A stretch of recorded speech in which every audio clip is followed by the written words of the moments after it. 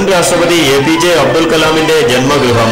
കലാമിന്റെ കുട്ടിക്കാലം മുതൽ രാഷ്ട്രപതിയായതുവരെയുള്ള കാലത്തെക്കുറിച്ചുള്ള വിവരണങ്ങൾ, നേടിയ പുരസ്കാരങ്ങൾ, കലാമിലെ ശാസ്ത്രജ്ഞർ നടത്തിയ കണ്ടുപിടുത്തങ്ങൾ ഉൾപ്പെടെയുള്ളവയുടെ വിവരണങ്ങളും ചിത്രങ്ങളും മോഡലുകളുമാണ് ഇവിടെ പ്രദർശിപ്പിച്ചിരിക്കുന്നത്. ചന്ദ്രയാൻ ദൌത്യം ഉൾപ്പെടെയുള്ള ബഹിരാകാശ ഗവേഷണങ്ങളെക്കുറിച്ചുള്ള വിശദമായ വിവരണങ്ങൾ മ്യൂസിയത്തിൽ എത്തുന്നവർക്ക് നേരിട്ട് കാണാം. ടിപ്പു സുൽത്താന്റെ കാലത്ത് ഉപയോഗിച്ചിരുന്ന ആദ്യത്തെ യുദ്ധ റോക്കറ്റ് മുതൽ ആധുനിക ഉപഗ്രഹങ്ങളുടെയും യുദ്ധ ഉപകരണങ്ങളുടെയും മോഡലുകൾ ഇവിടെ പ്രദർശിപ്പിച്ചിട്ടുണ്ട്. ശാസ്ത്ര സാങ്കേതിക മേഖലകളിലെ പ്രവർത്തനങ്ങൾക്ക് കലാമിന് ലഭിച്ച ദേശീയ അന്തർദേശീയ പുരസ്കാരങ്ങളും പ്രശസ്തി പത്രങ്ങളും മ്യൂസിയത്തിലെ ശേഖരത്തിലുണ്ട്.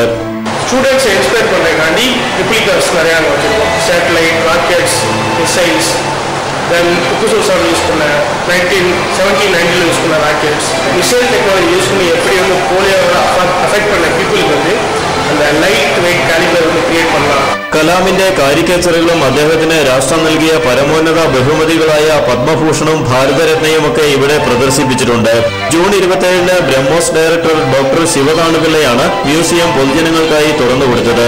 ദിവസേന 700-ലധികം പേരാണ് ഇപ്പോൾ മ്യൂസിയം കാണാനായി എത്തിക്കൊണ്ടിരിക്കുന്നത്. കലാമിന്റെ സഹോദരനായ മുത്തുമീരാൻ ലബ്ബ മരക്കാറും കുടുംബവുമാണ് ഇപ്പോഴിവിടെ താമസിക്കുന്നത്. രാമേശ്വരത്തു നിന്നും ക്യാമറമാൻ ജോബിൻ ജോസഫിനൊപ്പം KV സന്തോഷ് കുമാർ, ഏഷ്യാനെറ്റ് ന്യൂസ്.